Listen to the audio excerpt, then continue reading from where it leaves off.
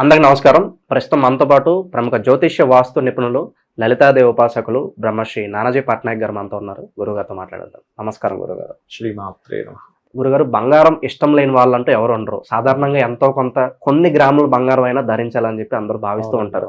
Recent గా మనం చూసుకున్నట్లయితే బంగారం ధర 1,00,000కి టచ్ అయింది.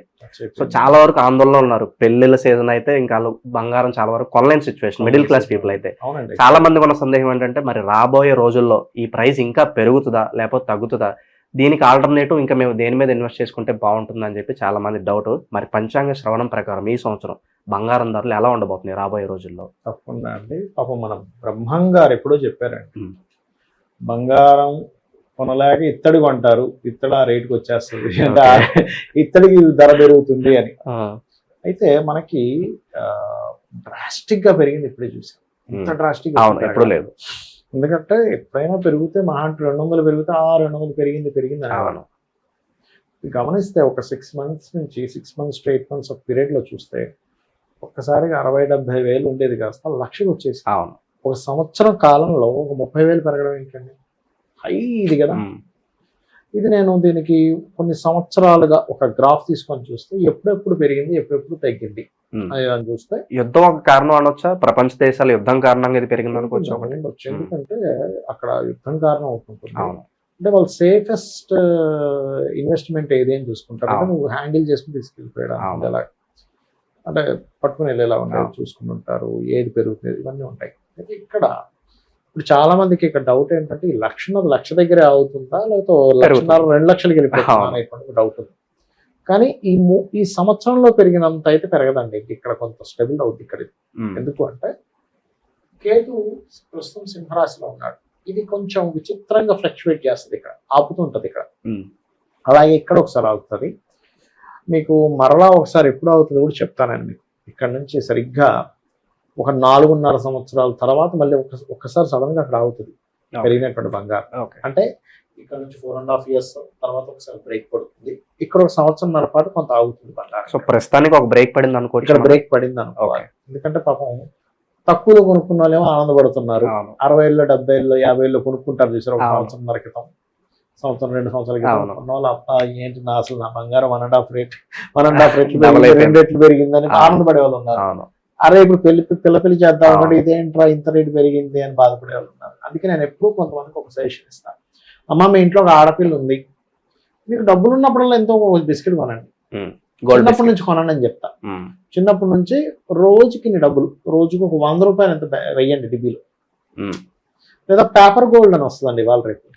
మీకు 100 రూపాయలన్నా కొనుక్కోవచ్చు ఆ గోల్డ్, తెలుసండి. 100 రూపాయలు గోల్డ్ కూడా కొనుక్కోవచ్చు. ఇష్టం వచ్చినప్పుడల్లా కొంచెం కొంచెం కొంచెం కొనుక్కోండి, అదేమో పెరుగుతూ ఉంటుంది. మీకు ఒకనొక టైంలో అమ్మాయికి నగలు చేయించుకోవాలి, లేదా అబ్బాయికి ఏదో చేద్దాం అనుకున్నారు, లేదా మీరే ఏదో చేసుకుందాం అనుకున్నారు, వెంటనే మీకు అప్పటి నుంచి కొంచెం కొంచెం కొన్నారు కాబట్టి వెంటనే మీకు ఇంత బంగారం ఉంటుంది. ఒకేసారి కొనాలంటే ఇలాంటి ఇమీడియట్లీ పెరిగిన చాలా ప్రాబ్లమాటిక్ అవుతుంది. కాకపోతే యాజ్ పర్ ఆస్ట్రాలజికల్ అనాలిసిస్ పరంగా కేతు జూన్ మాసం నుంచి సింహరాశిలోకి ఎంటర్ అవుతున్నాడు కాబట్టి ఖచ్చితంగా ఒక 1.5 సంవత్సరం పాటు ఇది కొంత ఆగి తీరుతుంది. అక్కడే తిరుగుతూ ఉంటుంది. ఒక 1,00,000 దగ్గర తిరగడం, కొంచెం కిందకి రావడం, మళ్ళీ కొంచెం పైకి వెళ్ళడం, ఇక్కడ తిరుగుతూ ఉంటుందండి. ఇది దాటి వెళ్ళడం కష్టమే. మళ్ళీ ఆశ్చర్యపోయేంత పెరుగుదల అయితే ఉండదు, అంత ఉండదు. అంటే ఈ టైంలో ఇన్వెస్ట్మెంట్ చేయడం అయితే కరెక్ట్ కాదు గోల్డ్ మీద. ఓకే, తగ్గింది అనుకోండి చాలా బాధ అనిపిస్తుంది. ఇప్పుడు ఏదో ఒక తులం బంగారం కొనుక్కున్నాము, 2,000 తగ్గిందని పేపర్లో వచ్చింది, పెద్ద అనిపించదు. కానీ కొంతమంది ఏం చేస్తారు, క్రోర్స్ ఆఫ్ రూపీస్ లో ఇన్వెస్ట్ చేస్తారు. 1,00,000 దగ్గర వచ్చింది 1,50,000 అయిపోద్దేమో అని ఇన్వెస్ట్మెంట్ చేస్తారు. బట్ ఇప్పుడున్న గోచారం అంత మీకు సేఫ్ కాదు. ఎందుకంటే అందులో పర్టికులర్గా సరే ఏదో ఇన్వెస్ట్మెంట్ పర్పస్లోనో లేకపోతే మీరు ఏదో 4 డబ్బులు అలా పడి ఉంటాయని కొనుక్కోవడం ఇస్ డిఫరెంట్. అదే పనిగా పెరిగాక అమ్మేద్దాం అని కొనుక్కుని ఉంటారు కొంతమంది. సో ఏదో పెరిగిపోద్ది అనే భావంతో ఇన్వెస్ట్ చేయడం అయితే కరెక్ట్ చేసి కొనుక్కుంటారండి కొంతమంది. అంటే ఎలా అంటే ఏముంది, ఇప్పుడు 1,00,000 ఉంది, ఒక 6 నెలల్లో 1,50,000 అయిపోవచ్చు, లేకపోతే 2 లక్షలు అయిపోవచ్చు. అప్పు చేసి ఒక రూపాయి వడ్డీకి తెచ్చేసి 2 రూపాయల వడ్డీకి తెచ్చేస్తాను, 1 కోటి రూపాయలు టక్కన పెట్టేస్తాను, ఏముంది పెరిగాక అమ్మేసి మళ్ళీ ఆ డబ్బులు అడిగి ఇచ్చేస్తాను. అలాంటి రిస్కులు చేద్దాం. అక్షయ తృతీయ చూసాం గురుగారు, ఆ రోజు అప్పుకు తెచ్చుకున్నారు, తర్వాత రోజు మళ్ళీ తాకట్టు పెట్టేస్తున్నారు. ఆ రోజు కొనాలనే సెంటిమెంట్ బాగా ఇంజెక్ట్ చేశారు. అయ్యో, అసలు అక్షయ తృతీయ నాడు బంగారం కొనడం ఎక్కడా లేదండి.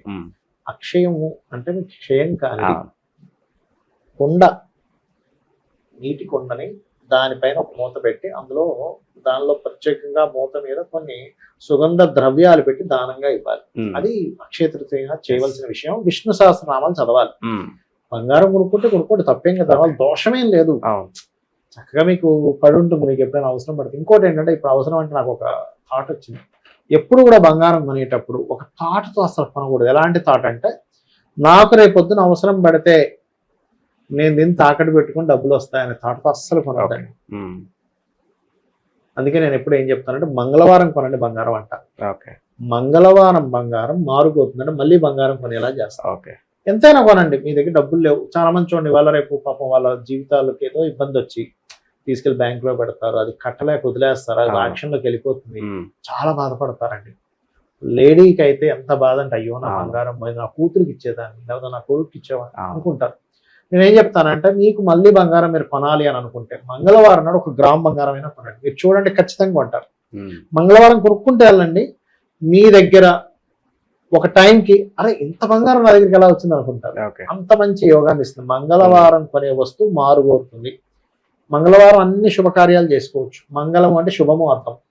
మంగళం మారుగోరుతుంది. అలాంటి మంగళవారం నేను రిపేర్కి ఇవ్వను, మళ్ళీ రిపేర్ అవుతాయి. కొన్ని పనులు మంగళవారం చేయండి, మంచి పనులు మంగళవారం చేస్తారు. ఇప్పుడైతే ఎవరైనా మంగళవారం చనిపోతే మళ్ళీ ఇంకో మరణం జరుగుతుందని దానికి శాంతి చేయిస్తారు. చెప్పండి. సో ఇప్పుడైతే బంగారం మీద ఇన్వెస్ట్ చేయడం అంత సేఫ్ కదన్నారు కాబట్టి, మరి ఆల్టర్నేటివ్ ఏంటంటారు దీనికి? ఏదన్నా మనకి ల్యాండ్ అండి, కేతు మారిపోయాడుగా, ల్యాండ్ మీద ఇప్పుడు ఇన్వెస్ట్మెంట్ చేయడం అనేది అద్భుతమైన రిజల్ట్ ఇస్తుంది. అయితే ఇక్కడ ఒక చిన్న లాజిక్ ఉంది. ఎవరి జన్మ జాతకంలో అయినా ల్యాండ్ మూలంగా ధనం వస్తే వాళ్ళ పేరుని చేయాలి. అంటే ఉదాహరణకి భార్యాభర్త పిల్లలు ఉన్నారు, 2 పిల్లలు, భార్యాభర్త, తల్లి ఉన్నారు.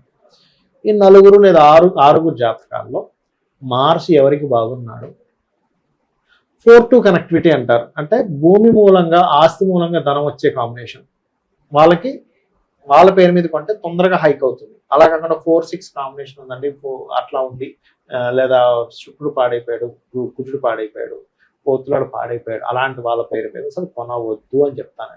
ఎందుకంటే వాళ్ళ పేరు మీద తీసుకున్నప్పుడు ఏమవుతుందంటే అది అంటే వేస్ట్ ఇన్వెస్ట్మెంట్ అయిపోతుంది. అక్కడ పెరగవు, అదేదో కబ్జాకు గురవుతుంది, లేకపోతే అక్కడ నుంచి వాళ్ళకి కష్టాలు వస్తాయి. నేను చాలా మంది జాతకాలు చూస్తే, మొన్న కూడా వాస్తు వెళ్ళినప్పుడు చూస్తే అతను ఇప్పటికి 12-13 ఇల్లు కొని అమ్మేశాడు. నేను ఒకటే చెప్పాను, ఏదో ఒకసారి మీ జాతకం ఇవ్వన్నాను. ఏమంటే మీరు గృహం కొనుక్కున్న ప్రతిసారి కష్టం వచ్చిందా లేదా అన్న. అవును సార్, ఇల్లు కొంటాను 2 కోట్లు ఎంతో పెట్టి, కొన్న తర్వాత నా కష్టాలు మొదలవుతాయి. ఆ కష్టాలు తీర్చేసుకోవడానికి ఆ ఇల్లు అమ్మేస్తా, తక్కువ రేటుకి అమ్మేస్తా, మళ్ళీ మంచి రేస్ పాయింట్కి వస్తా, అయ్యా ఇప్పుడు బాగున్నది, మళ్ళీ ఇల్లు కొనుక్కుంటా, మళ్ళీ కష్టాలు వస్తాయి, మళ్ళీ అమ్మేసా, మళ్ళీ కష్టం. ఆ 12 ఇల్లు అమ్మేసాడు ఆయన. ఏమన్నా అలా కదా, నువ్వు కొనుక్కోకూడదు, మీ భార్య పేరు మీద కొనుక్కున్నా. అవును సార్, మీరు చెప్పింది కరెక్టే, మా జీవిత భాగస్వామి పేరు మీద కొన్నప్పుడు ఒక 10 ఏళ్ళు ఉన్నాం, చాలా బాగుంది అంటే నేను చెప్పాను, అలా కదా, నేను పోతులాడు పాడయ్యాడు, నీ పేరు మీద కొనడానికి 2 పిల్లలు ఉన్నారు, పిల్లల పేరు మీద కొనుక్కో, భార్య పేరు మీద కొనుక్కో. ఇక్కడ ఏంటంటే మనం దేని జోలికి వెళ్తే ఇబ్బంది వస్తుందో దాని జోలికి వెళ్ళకూడదు అని నేను ఒకటే చెప్పాను.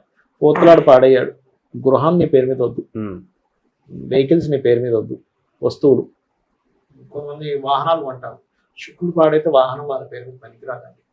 చాలా మంది చూడండి, అబ్బా వెహికల్ కొన్నాను, ఇష్టం ఇదైపోతున్నా, అమ్మేసాను రా, వాళ్ళు మళ్ళీ తీసేసాక వాళ్ళకి బాగుంటుంది. అందుకని ఏం చేయాలి, వాళ్ళ ఇంట్లో ఎవరి పేరు మీద బాగుంటుంది తీసుకోవాలి. ఇంకోటి ఏంటంటే యజమానికి ఏ డైరెక్షన్ కలిసి వస్తుంది. చాలా మందికి ఉన్నటువంటి మిత్ ఏమిటంటే, అపోహ ఏంటంటే తూర్పు ఉత్తరమే బాగుంటుంది, దక్షిణం పడమర బాగోదు అనుకుంటారు. మరి దక్షిణం పడమర రోడ్ల మీద గృహాలు ఉంటాయి, వాళ్ళందరూ పాడైపోయారా? తూర్పు ఉత్తరం అందరూ బాగున్నారా? కాదు, నీకు ఏ డైరెక్షన్ పనికి వస్తుందో చూసుకోవాలి. ఆ నుంచి అమ్మ తూర్పు, దక్షిణము, ఉత్తరం బాగుంటుంది. కక గగ అక్షరాలు, ఆగ్నేయము, ఉత్తరము, ఈశాన్యము బాగుంటుంది.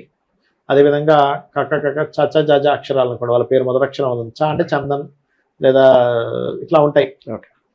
చ చ జ జ అంటే జానకి లేకపోతే జగదీష్ ఇట్లా పేర్లు ఉంటాయి. వాళ్ళకి తూర్పు లేదా పడమర మధ్య ద్వారము, దక్షిణం బాగుంటుంది, వాళ్ళకి ఉత్తరం పనికిరాదు చ చ జ వాళ్ళకి. ఇలా ఆ నుంచి ప్రతి వర్గుకి మనం వీడియోలు చేసాం, చూసుకోవచ్చు. గురుగారు, పనిలో పని బంగారం ప్రస్తావన వచ్చింది కాబట్టి చాలా ఏదో ఒక అవసరాల వల్ల బంగారం తాకట్టు పెట్టేస్తూ ఉంటారు, తిరిగి మళ్ళీ తెచ్చుకోలేరు. తాకట్టు పెట్టిన బంగారం తిరిగి తెచ్చుకోవడానికి మా కోసం మంచి రెమెడీ ఏదన్నా ఉంటే తెలియజేయండి, సింపుల్ గా. కోసం అడిగారుగా. తప్పకుండా. చాలా మంది ఇబ్బంది పడుతూ ఉంటారు దీని గురించి. ఫస్ట్ తాకట్టు మంగళవారం పెట్టకండి. ఒకటి, మంగళవారం వచ్చింది అయ్యా ఈ రోజు ఒక రోజు అవసరం పెట్టిన అవసరం ఉంటుంది ఎవరికైనా కూడా. ఇప్పుడు బంగారం కొనుక్కునే కాన్సెప్ట్ నేను ఇందాక అదే మాట అన్నా. మీరు కొనేటప్పుడే నాకు అవసరం వచ్చినప్పుడు అమ్ముకుంటా తాకట్టు పెట్టుకుంటా అనే కాన్సెప్ట్ తో కొంటే మీరు ఆలోచనతో కంటే అదే జరుగుతుంది. అలా కాకుండా నేను నా పిల్లకి ఇస్తాను, నేను రేపు పొద్దున్న ఈ బంగారం ఇంకో బంగారం యాడ్ చేసి ఇంకోటి చేసుకుంటాను థాట్ తో కొనండి. Point number 1. బయట తీసేటప్పుడు కూడా మంగళవారమే దాన్ని విడిపించుకోండి, మీకు విడిపించేసుకుంటారు మొత్తం. ఓకే. కొనడం మంగళవారం కొనండి, కానీ ఎట్టి పరిస్థితుల్లో మంగళవారం తాకట్టు పెట్టకండి. ఇది గుర్తుపెట్టుకోండి. ఓకే. ఎందుకంటే ఒకటి ఒకటి ఒకటి వెళ్ళిపోతాయండి బంగారం.